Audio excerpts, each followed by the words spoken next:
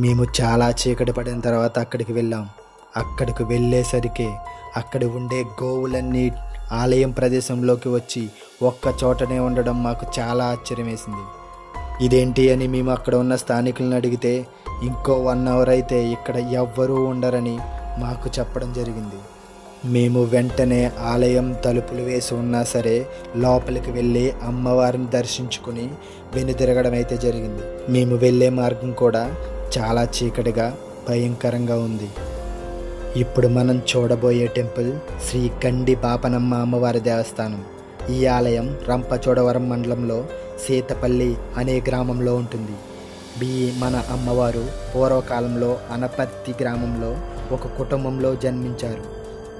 అలా జన్మించిన బాపనమ్మ అనే అమ్మాయికి యుక్త వయసు వచ్చాక వివాహం చేద్దామని తల్లిదండ్రులు సంబంధాలు చూసే సమయంలో పెళ్లివారు వచ్చిన తర్వాత పెళ్లి వద్దు అని నేను దేవతనవుతానని చెప్పారంట. అలా ఆమె సీతపల్లి పరిసర ప్రాంతాల్లో ఉన్న అడవుల్లోనికి గోవులను మేపుకుంటూ వచ్చి అనంతరం తల్లిదండ్రులకు కలలో కనిపించి సీతపల్లి గ్రామ శివారులో వెదురు పొదల్లో ప్రతిమనై ఉంటానని తల్లిదండ్రులు భయంతో అక్కడికి వెళ్ళి చూడగా వెదురు పొదల్లో పసుపు కుంకుమ చల్లి ఉన్నట్టుగా గుర్తించి సదరు ప్రతిమను శ్రీ కండి బాపనమ్మ అమ్మవారిగా పూజించడం జరిగిందంట.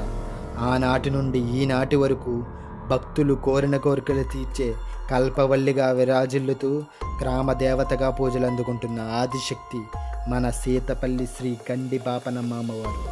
1970-71 సంవత్సరంలో ఆలయం తొలి నిర్మాణం జరిగినట్లుగా మనకిక్కడ చరిత్ర చెబుతుంది. 9 శుక్రవారాలు ఈ గండి బాపనమ్మ అమ్మవారిని దర్శించుకుంటే ఎంతో శుభం జరుగుతుందని ఇక్కడ భక్తుల నమ్మకం.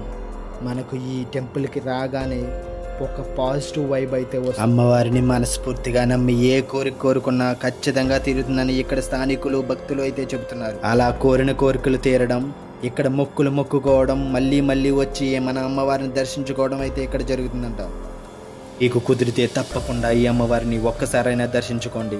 ఖచ్చితంగా కోరిన కోరికలు తీరుతాయని ఇక్కడ భక్తులు స్థానికులు పల్లగుద్ది చెప్తున్నారు. ఒక్కసారి ఈ అమ్మవారిని దర్శించుకుని ఏదైనా కోరిక కోరుకుంటే ఖచ్చితంగా తీరుతుంది, మళ్ళీ మళ్ళీ మీరు వస్తారని ఇక్కడ ఇలాంటి ఆలయాలు మన ఛానల్లో వస్తూనే ఉంటాయి.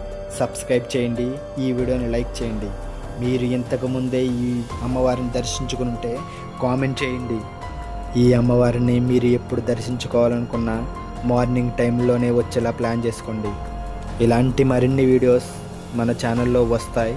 సబ్స్క్రైబ్ చేయండి. బాపనమ్మ తల్లి అమ్మవారిని ఒక్కసారి దర్శించుకుంటే మీకే తెలుస్తుంది ఈ అమ్మవారు ఎంతటి మహిమగల అమ్మవారు. నైట్ టైంలో ఇక్కడికి రావడం వల్ల మీకు చుట్టుపక్కల ప్రాంతాల గురించి పూర్తిగా చూపించలేకపోతున్నాను.